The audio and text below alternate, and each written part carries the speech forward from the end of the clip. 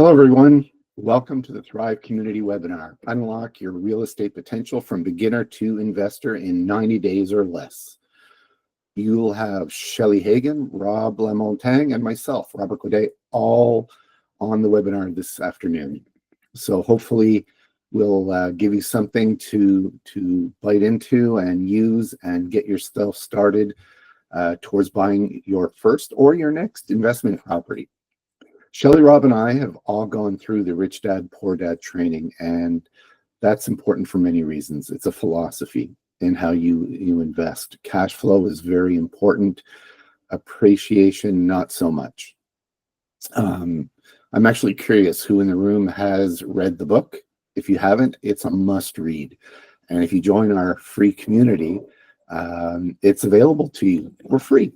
We'll be giving it out to you. All you have to do is participate in the community and you get a digital copy of it. So a little bit about the community. It's all about support, education, and mentorship. We'd love to see you join it and grow with us. Right now it's a small community, but it's growing every day.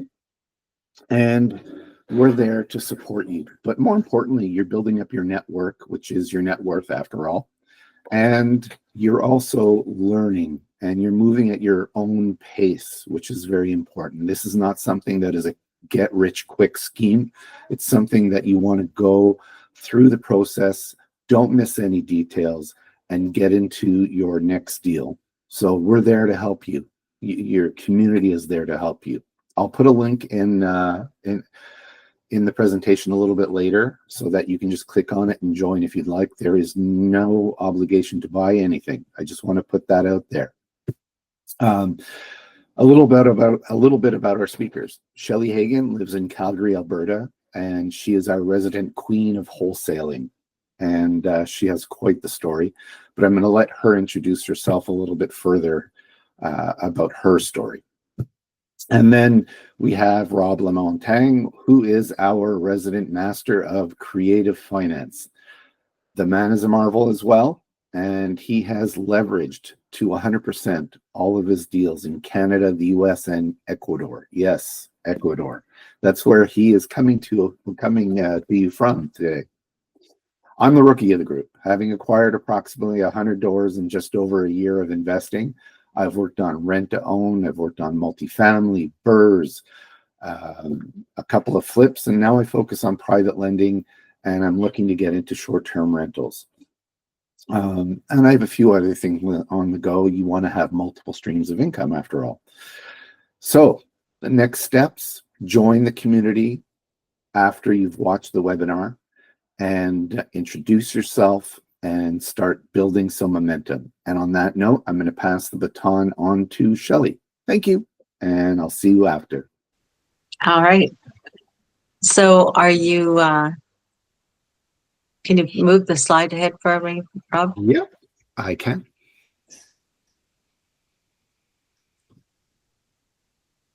All right. So glad to have an opportunity to talk to everybody. Rob and myself have known each other a long time. I've been a real estate investor for over 20 years, almost 25 years, pretty soon. And so when I got into this real estate investing, it was all about trying to change the way that I live my life. I wanted to do something different. I wanted to have a lot more control over my time and my money and my business. And I worked for a Crown Corporation prior to coming, and it was time to move on and do something different for me. And so decided to get into real estate investing with my really good friend, Carol McConaughey, and myself. And so we started out, and our prime goal was to look at a way that we could build wealth and have passive income. And of course, along with that, financial freedom. And so when we talk about real estate investing, it is not a get rich quick scheme, and it's not a fly by night thing. It's something long-term sustainable wealth can be achieved with. And it really is something that you can do the rest of your life. The thing that I love about real estate is that it can be modeled as to however you and your family want it to be for you. So it doesn't matter, whether Rob and myself have done, 100 doors in a year. Some people buy one house and have their tenants paid off and they have that for extra income. Some would buy 5, some people buy 10, some people buy 300 units. It's totally up to you. There's no set criteria as to how you're going to do this. You need to figure it out as to what you need to be. And we're here to help you with some of the core fundamentals that can help you move yourself forward. And so my goal was passive income and financial freedom. So I had more time to do the things that were important to me. And I see real estate as an enabler to allow me to do that. It allows me to spend more time with friends and family, and allows me to go off and do things that are, important to me, spending time in community, having fun going golfing and, traveling and hiking and all kinds of things with my family and friends. And so it also, though, has some really good benefits to you compared to when you're working for somebody else. It can be a hedge against inflation. People always need a place to live if you're going to get into rental properties. And there's a lot of tax benefits in getting into this business too, that, because you're a business owner, there's things that you can write off that you can't write off when you're an employee. And, and to help you benefit for you and your family to pay your fair share of tax. We're not talking about tax avoidance. We're talking about managing the tax appropriately within the tax law. So, and with that, I'll go on to the next slide, please, Rob. Yep. And so there's a lot of misconceptions and myths around real estate investing. A lot of people think, I need a lot of money to get started. Real estate investing is too risky and I need to do it all by myself. Well, when I got started in this business, Carol and I had really good credit, but I did not have a whole lot of money. I did have a house and a car and things like that, but really my business partner, Carol, and I started out with putting $2,000 in each. And within the first year, we were able to do some creative financing techniques and seller financing to help us get into deals. And we were able to buy 96 units in about 8 months. And so we didn't need a lot of money. We did have good credit though, so we were able to get financing. But there's so many ways to structure deals as a real estate investor. You just never know. It depends on the deal. People get a little worried because they're worried that it's going to be risky to do the investment. If you're getting into rental properties, people always need a place to live. The market does go up and down. We have recessions and things that happen over time, but it's all about structuring those deals properly and be able to ride out those things that happen in the market. And you don't need to do it all by yourself. That's why Rob and I are here. We're here it's really all about you. What can we do to help you be successful? We have experience. I don't know everything about real estate investing, but I do know a lot of different things. And so do, people on our team. And that's what we're here to help you with as you go through, and just really to help you look at things a little differently than you have in the past.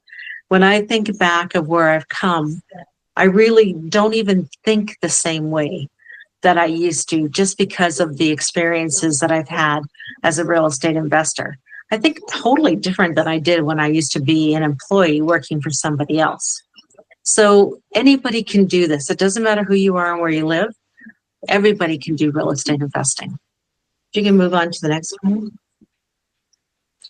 And so what we want to talk to you about through the experiences that you would have with the Thrive community is to give you some different investment strategies.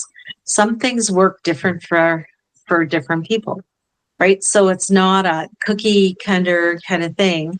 It's all about what you need for you and your family. So we have things like rent to own, buy and hold, which is our, income properties, a multi-family investing versus single family. you can make money in both ways. Doesn't mean that one is better than the other. It just depends on where you're at and what you want to do. And certainly fix and flip, short-term rentals such as, the Airbnb type strategies, which Rob mentioned that he's looking to get into. So I've done all of these. I really like rent to own. I've had up to like almost 200 rental units at one particular point in time, multifamily, single family. I made money in all those different strategies.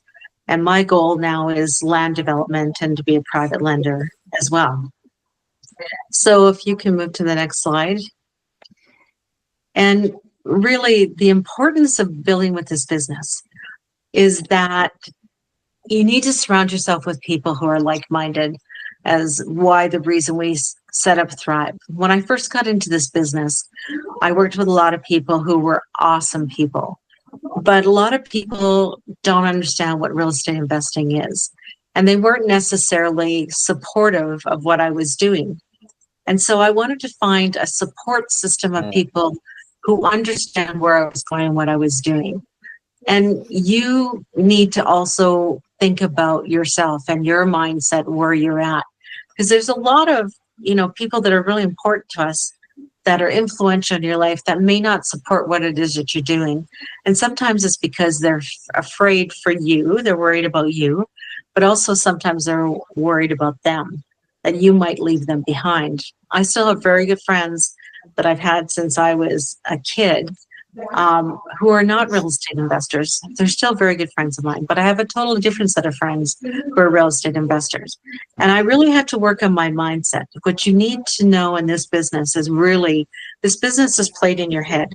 It's all about believing that you can do this and putting out that as an intention, and watch and see what'll come your way. Because you never know from one day to the next what's going to come in the door. And I always say when the phone's ringing, it's business calling. I just don't know what that business is. And so you want to focus on, what is your reason? What is your why of why you're going to be doing this business? And that varies from one person to another. I don't have children. Most people have a family. They want to build this for their family or their family to come if you're just getting started in life. And as you go through this too, it's working on putting systems in place to help you become more efficient. So to help you manage your time as you're moving forward and making sure that you're meeting all of your commitments that you have, right? Because you have mortgage payments, things like that that need to be made. But it's all very doable. And again, it's all about getting the right team to help you with that, a support team, and also working on yourself and knowing that you deserve this and that you definitely can do this business. Everybody can do this business. And the next slide. Okay, and I think, is this where Rob's kicking in? Or is this still me? Still me. All right, sorry. I don't have the slide numbers on here. And so some of the things that we talk about is some fundamental things. How do you analyze a market? How do you take a look at where you're at?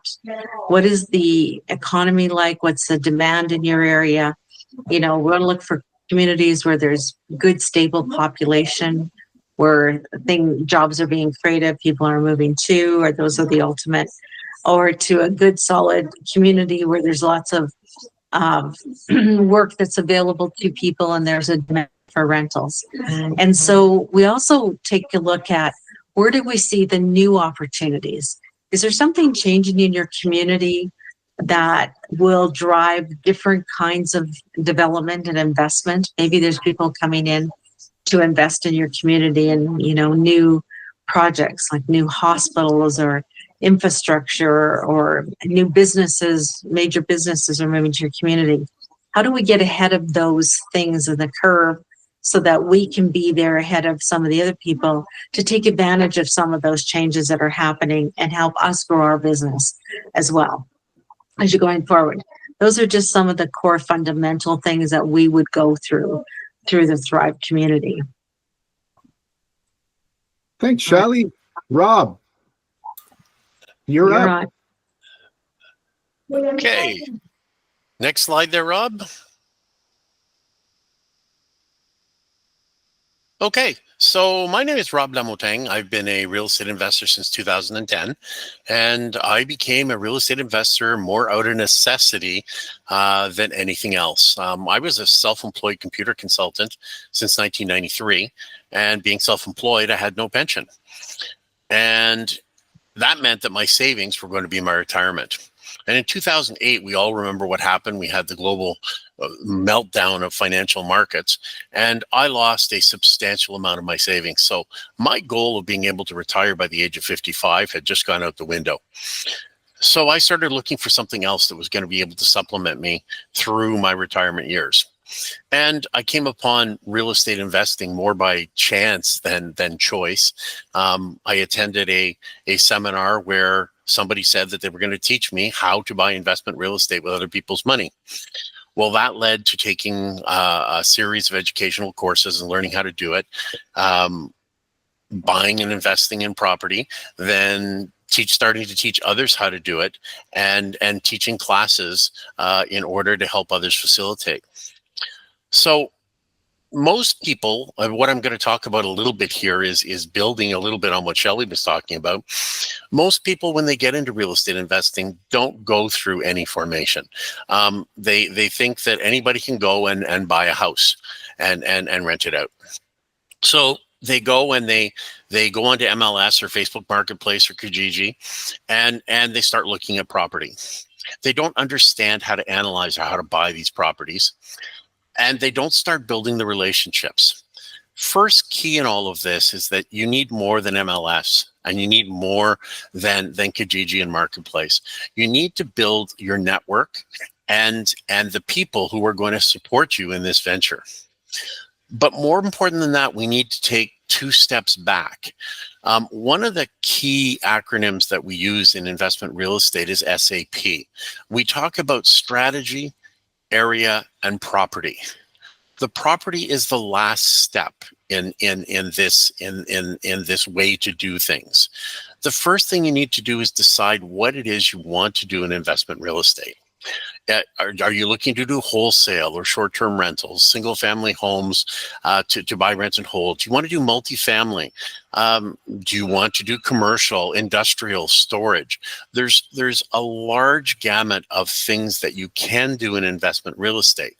And it makes absolutely no sense for you to decide that you want to invest in Ottawa and do short-term rentals in Ottawa without understanding that Ottawa has bylaws that restrict your ability. So you need to understand what those are.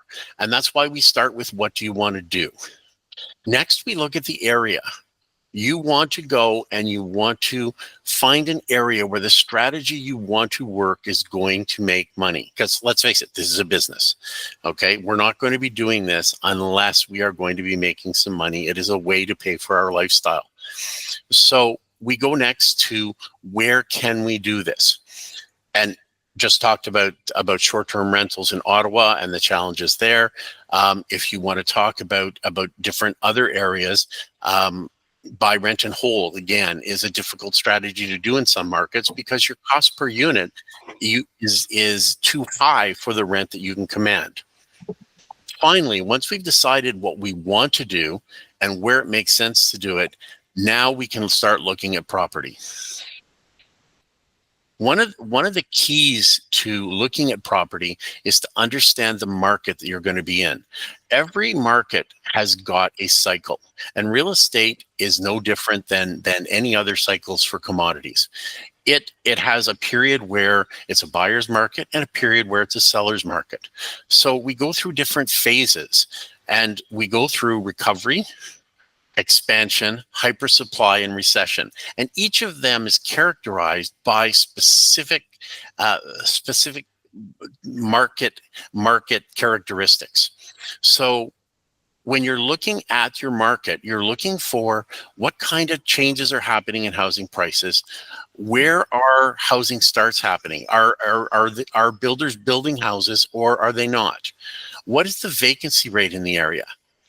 What is rental availability? You know, we also look at rate of absorption. Rate of absorption is the rate at which a property, when it comes on the market, is actually absorbed by the economy. How long does a house stay on the market for when is for sale? How long does a rental stay on the market? And we look at employment in the area. The other thing we have to look at, and which is just as important as the market itself, is the political landscape where we want to invest. So, for example, is our market subject to rent control? In Canada, many of our markets are. Ontario, BC, Quebec have very, very strict rent control guidelines. Whereas on the other hand, if you look at places like Alberta, you don't have the same kind of restrictions. So when you're looking at where you might want to invest, is there rent control can be a key criteria. And if you're going to look south of the border, places like Ohio, Arizona, Texas, they have they are non-restrictive in the way of rent control. You also want to look at the residential tenancy rules in the area. So you have landlord-friendly places and you have landlord-unfriendly places. So again, places like Alberta, Saskatchewan, and in the States, Ohio, Arizona, Texas, they're considered landlord-friendly. The rules in place are less restrictive on landlords. Whereas if you look at Ontario, BC, Quebec, or in the States, you look at New York or California, these are places where the tenancy laws tend to favor strongly the tenants. So that's another consideration in the areas you want to look. You want to look at things like landlord licensing. In Ontario, places like Hamilton and London require landlords to be licensed. You want to look at property management laws, bylaws. Ottawa has a very strict property management bylaw, which requires landlords to perform certain tasks. You also, in Ontario, want to look at things like short-term rental rules. Places like Ottawa and Toronto have placed very strict rules on short-term rentals because they are actually trying to discourage them. So if you get into a market and decide you want to buy a short-term rental and you buy it, and all of a sudden afterwards you realize that you've just bought yourself a whole pack of troubles, it's not a good situation. The other thing you want to look for are things like anti-rent-eviction bylaws. Various municipalities have now enacted rules for what a landlord can do, in the way of renovations, as well as dealing with tenants during the renovations. And finally, another thing you want to look at are vacant unit taxes. So the political landscape in Ontario right now, various municipalities have rules on how long a unit can stay vacant before you have to pay additional penalties and taxes. Now that we understand a little bit about the political landscape and where we're going, we want to start looking at what we have to do to make a property a good investment. What makes a property a good investment? Well, I'm part of the rich dad breed and educated students. So I will tell you now that I only buy and I only advocate buying properties that will cash flow positive based on actual income and expenses. Now, I'm not talking about pro forma. I'm talking about actual income and expenses. For those who don't know what a pro forma is an idealistic set of potential income and standardized expenses, which likely only include things like property taxes, insurance, and maybe utilities. So they paint a very, very idealistic view of what a property's income and expenses would look like. We want to deal with actual income and expenses. And we don't stop there. We also go through and we look at establishing proper assumptions for things like interest rate fluctuations. If we have to renew our mortgage and our mortgage was at 3% and now it's at 5.5%, 6%, what is that going to do to our cash flow? How are we actually going to be able to afford that property? This should all be something that we establish when we are deciding whether this is going to be a good investment. You also have to look at vacancy. What is the vacancy in the area? It doesn't matter that an owner is going to tell you, oh, you don't have to worry. The place is always full. Well, number one, no place is always full. You will have some downtime generally between tenants where you may have to paint and do some minor repairs. And these are things that you have to account for in your numbers. So will your property still cash flow positive if you have a period of vacancy. The other thing that people forget to include in numbers are things like management and maintenance. So you are going to, if you get into real estate investing in any kind of serious way, you are going to be having a property manager who's going to be helping you look after your properties. These property managers have a cost to them. You also have maintenance. Most people do not figure in the cost of maintenance. A plumber costs money. An electrician costs money. A contractor to come in and repair drywall or paint costs money. So when we start to look at what makes a good investment, it's an investment, a property that will cash flow positive once you take account actual income and expenses, vacancy, management, maintenance, and what it's going to cost you potentially in terms of debt service when you renew your mortgage. So I like to look at things and say, I've got various priorities when I invest in real estate. So I've talked about it. My first priority is my cash flow. The second priority is, what is the overall expected return on investment? These are not things, it's not something that's going to be carved in stone or that you can guarantee, but what am I trying to accomplish? The next things I look at are actually the financing and the terms and conditions. How can I structure this in such a way that I can optimize my cash flow? So, for example, if I have a vendor take back mortgage and my plan is to refinance the property at the end of 5 years when the VTB is up and then pay off the mortgage with the vendor, I need to make sure that I'm going to be able to refinance for sufficient money in order to do that. What happens in 5 years if I can't refinance the property, if it hasn't gone up in value sufficiently? Well, one option that you can do in terms of your mortgage is you can put an option to renew the vendor mortgage into your financing contract. So that would be a term that you might want to put in, and that would help you in the event that something unexpected happens. Other things for people who do flips. Someone who's doing a flip does not have income while they're repairing the property. So wouldn't it be great if you could structure it so that you don't have monthly payments on your financing? So you can turn around and you can ask for a balloon payment so that you're paying your interest and your principal back once you've completed the renovations on the property. And that way you're in a position where you're not worrying about cash flow. At the bottom, the very bottom for me, is appreciation. We all know that over time and a long enough period of time, real estate is going to be a good investment and it will appreciate over time. The problem is we don't know what that time is. And on a year-over-year basis, it may or may not appreciate. Real estate goes through its cycle and it goes up and down.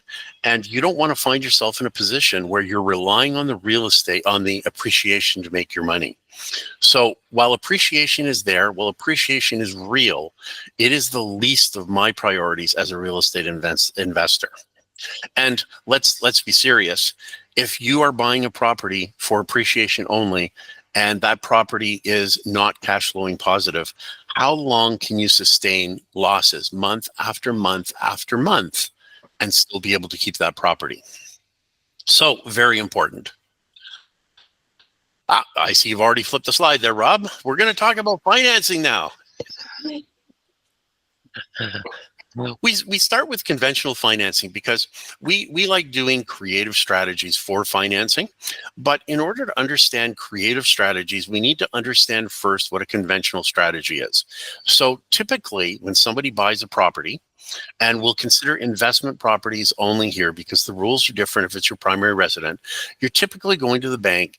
And if it's a residential property, you're going to be looking for a mortgage of about 80% loan to value or loan to purchase price, whichever is less. If you're looking at a commercial, industrial property or a large multifamily complex, then you're going to be looking at getting financing somewhere between 65 and 75%. So understand that when you're buying investment property, there is none of this 5% down. You tell the bank you're going to live in it, and then you move out and rent it. We're not in this to deceive our lender.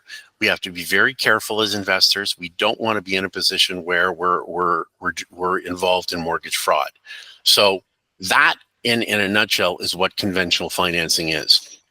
When we talk about creative financing, we add a different layer to it. We start talking about joint ventures where we get together with other people, each with different skills and different marketability, and we combine our talents into something that is more than just us. And we pull that together into a project, and that's called a joint venture. And at the end, each of us, each person in the joint venture, will end up with a share of the profits based on what they've contributed and what the agreement is. When we talk about creative financing, we talk a lot about vendors. A seller is a great source of financing when you're doing real estate investment.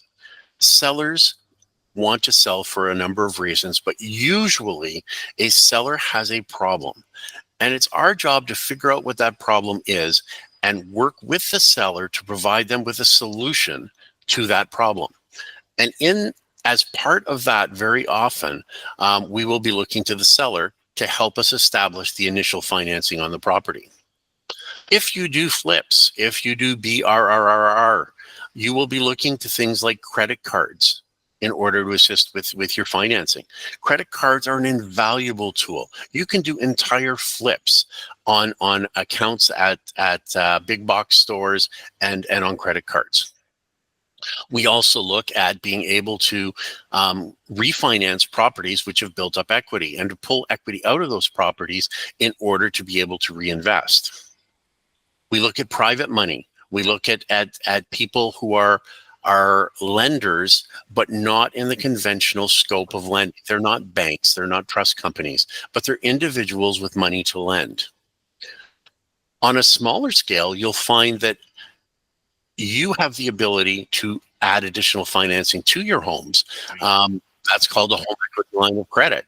And you also have the ability to establish lines of credit. So whether you are using your HELOCs or your line of credit, or even borrowing from someone else's and paying them interest, that's an option for financing that we look at when we look at creative strategies. And finally, we have in Canada a whole series of registered programs like RRSPs and TFSAs, where these funds can be used to establish mortgages on properties, and conventional financing rules do not apply. So there's a whole world of options out there that we can tackle that will allow us to finance our properties without necessarily involving conventional lenders. So next, what we want to do is we want to look at key performance indicators. We want to understand whether or not our property is actually going to cash flow positive, because we only want to buy cash flowing properties. So we look at things like the 1% rule. 1% rule is a very, very high level rule that you can apply just by looking at just about any MLS listing. Yep. Can you start this slide over, because you were cutting out? Okay. Now we want to talk about how we actually evaluate properties. We want to talk about our numbers and what those numbers mean. So the first thing we want to look at is the 1% rule. It's a very high level metric that we can do from just about any listing or any ad for a property, because generally speaking, they are going to give you the rental income that you're going to get, and you're going to have the cost of the property. So the 1% rule, simply put, is multiplying the purchase price or asking price by 1. And that should be your monthly rent. If it's not that, if it's substantially lower, then chances are your property is not going to cash flow positive. If it's getting close to 1% or higher, you've got a property that might be worth investigating further. Like I said, it's a very high level metric, but it can be useful in just establishing whether or not you want to even look at a property further. We also look at cost per unit. If you look at a property and you see that the property is you're buying a fourplex and each unit is $300,000-$500,000, you can be pretty sure off the top that that's not going to cash flow positive. If, on the other hand, you're starting to see properties at $100,000 a door or less, then chances are you will.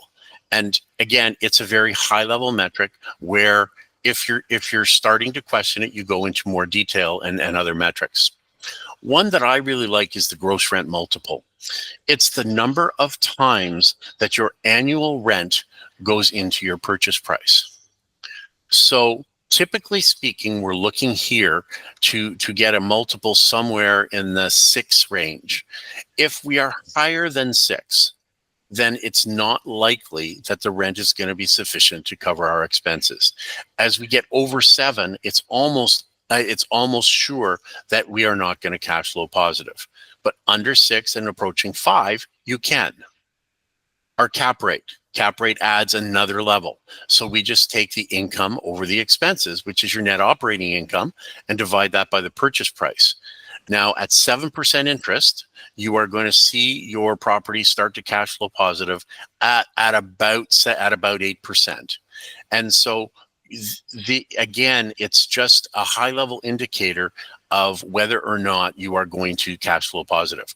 If you're going to see a cap rate that's sitting in the 4% range, then you know that it's highly unlikely that it will cash flow positive. Next, we look at whether the banks will give us financing. We have a coverage ratio, and that's just our net operating income divided by our bank financing. That will tell the bank whether or not we have enough money at the end of the day to pay our mortgage.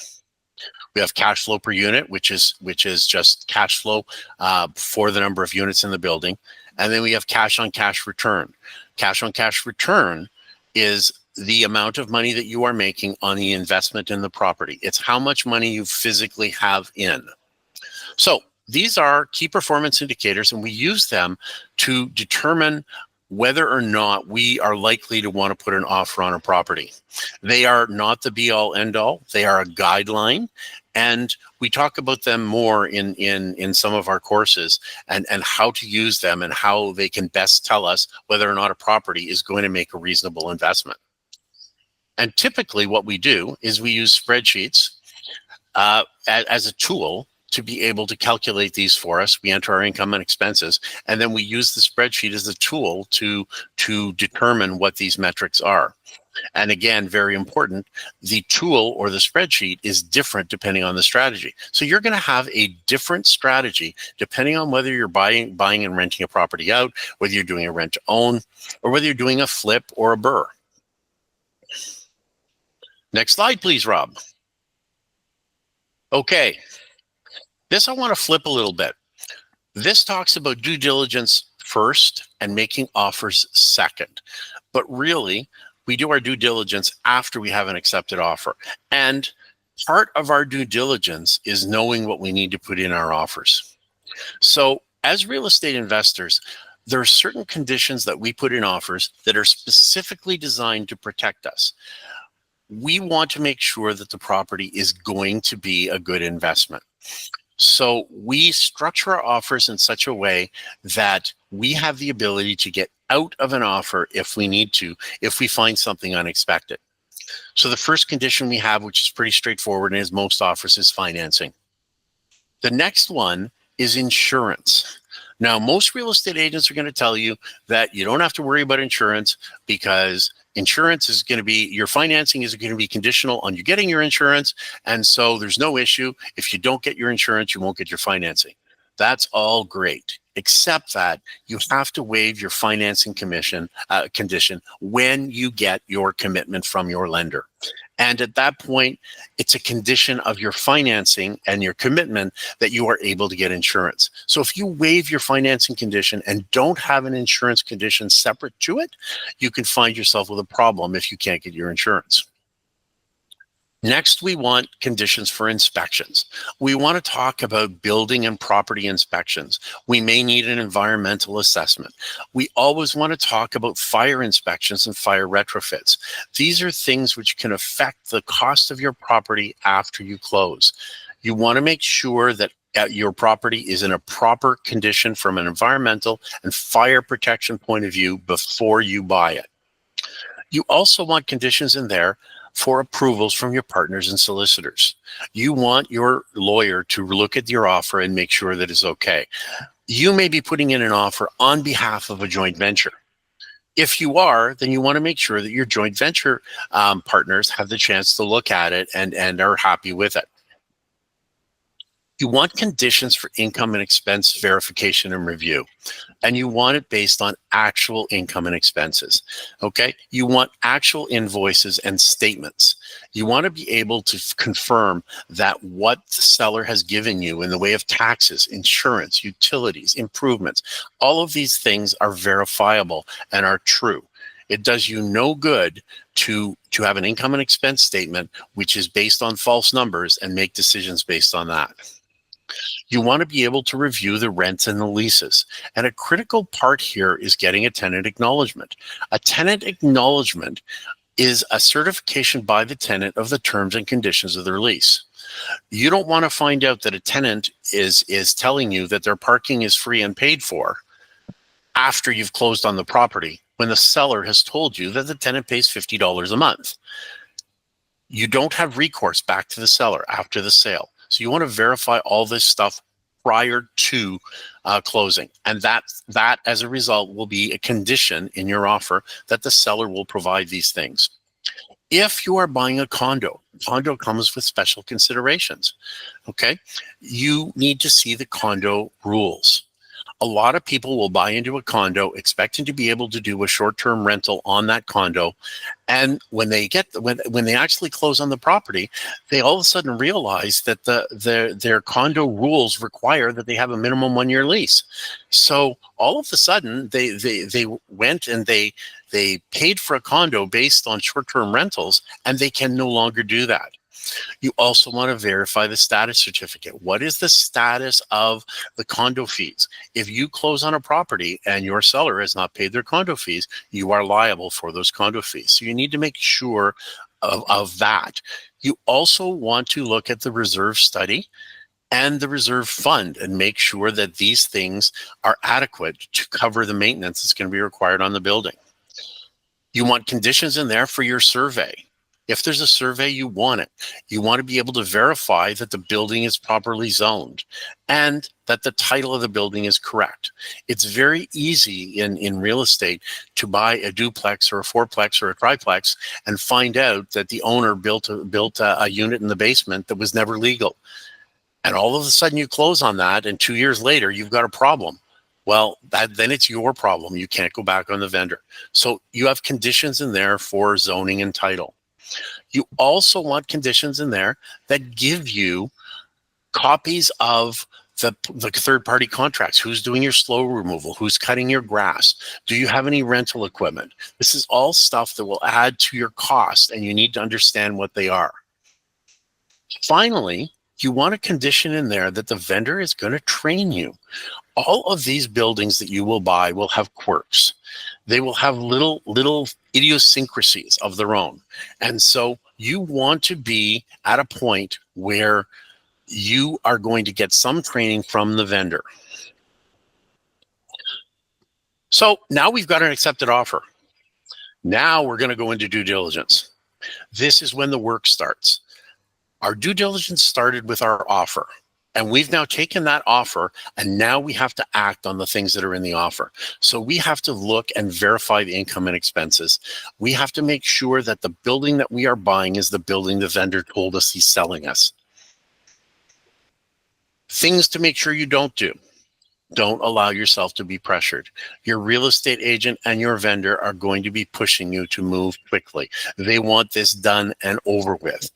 Do not allow yourself to be pressured. We've talked about the steps in your offer. Do not skip steps. Too many people got burned through the early COVID years by putting in unconditional offers. They did not require inspections. They did not require conditions for financing. And many of these people ended up burned because they overpaid for property that had problems because they tried to skip steps. So make sure that you present your offers with the proper conditions, and don't let the vendor or the real estate agents pressure you. In terms of time frame, when you're looking at putting in these offers, okay, for single family homes, make sure you give yourself 2 to 4 weeks for your due diligence. Your real estate agent is going to want you to have your inspection and your financing done in 5 days. Your mortgage broker will hate you. Your mortgage broker wants 10 business days to get your financing. Okay, for multifamily residential, you want 4 to 6 weeks. If you try and do it in less time than that, you're going to rush and you're going to make mistakes. And when you're getting into bigger buildings like your multifamily commercial, your industrial, your mixed use, you want minimum 8 to 12 weeks for your due diligence. It can take you 12 weeks just to get your financing. So very important that you understand that. Also, during your due diligence, you're going to get trained on your building. You want to make sure that the vendor is teaching you the idiosyncrasies of that building. Because once you get that property, it's yours. You have no recourse generally against the vendor. Once you have it, it is yours. So we're done our due diligence. Now we get to own a property. We get to close on the property. Most people, when they close on a property, they get to the bank, and they get to the lawyer, and they sign stuff. You don't want to do that. You want all of your documents at least 2 days in advance. You want to be able to read everything over. You want to make sure that the terms are as stated in your agreement of purchase and sale. I have caught things in bank financing which would have completely changed the structure of the financing had I not caught it before closing. And if you are at the point where you are at the lawyer's signing, it's too late to make changes to that stuff. Make sure you get everything in advance, that you verify the funds, and that everything is good. So that when you go to the lawyer on signing day, you're bringing him the money if you haven't pre-deposited and you're signing documents. And then you're going to get your keys. Either you or your property manager. And really important, when that happens, celebrate. It's a big deal. Getting an investment property, getting a rental property, it is a big deal. Make sure you take time to celebrate because the work starts tomorrow. Okay, the last thing, we want to talk about growing and diversifying your portfolio and how you scale. One of the key ways over time to do that is cash out refinance. People neglect the power of pulling the equity that they've earned in their properties out so that they can invest. Now, and as long as you refinance and use the proceeds of the refinancing for the purposes of buying another income producing property, generally speaking, the interest on the new loan is tax deductible. So pulling your equity out every few years is a great way to get into new investment or to pay back your investors or to even start private lending. So very important. And when you're looking at expanding your portfolio, you can go into different asset classes. You can go into multiple streams of income. You can look things like private lending. You can go, and if you like single family homes, you can buy more single family homes, or you can get into real estate investment trusts, which are REITs. There are some really good private REITs out there. You can get into partnerships with larger properties. You will get to the point where you no longer have to do the work. You become the money partner in some of these properties, in some of these investments.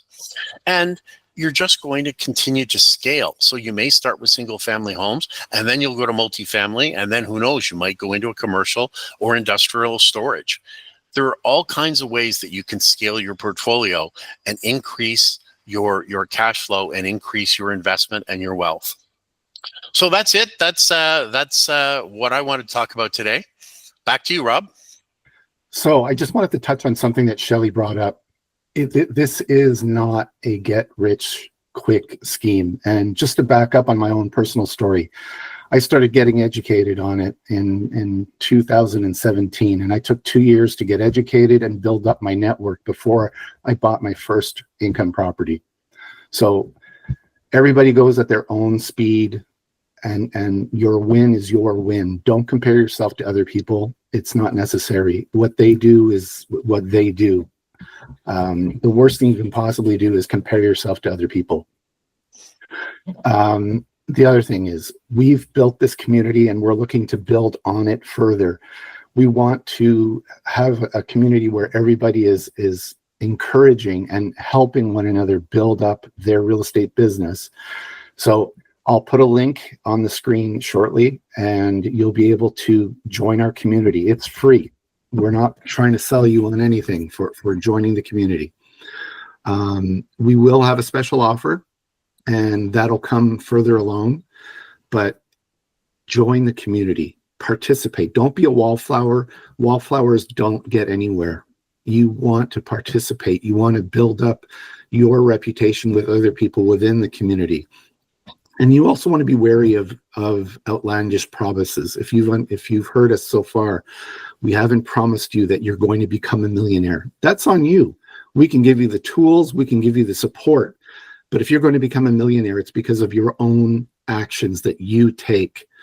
Don't let anybody blow butterflies and crazy outlandish promises, because no one can do that for you. You have to do that for you. So focus on building up your network, focus on building up your knowledge base, and that's where we'll come in and support you. So join the community and we will see you there. You'll have an opportunity to schedule a call with us and we can help you get started. So on that note, thank you very much, and we'll be seeing you soon. Look forward to an opportunity to meet a bunch of new people, and look forward to have an opportunity to help you out with your real estate investing endeavors as you move forward. So thanks, Rob, for working together on this today. All righty. Have a great day, guys. I hope you enjoyed the webinar, and I hope you got a lot out of it and got you thinking about what you can do with the tools that you have and on hand, and how the community can help you build your business as well. But I do have one offer. I'm going to put it out there for you, and if you'd like to participate in it, great. If not, I still hope to see you in the free community that we have.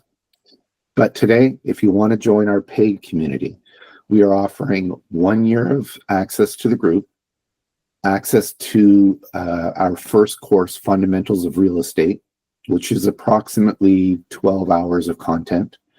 We have Creative Finance, again, which is approximately 12 hours of content.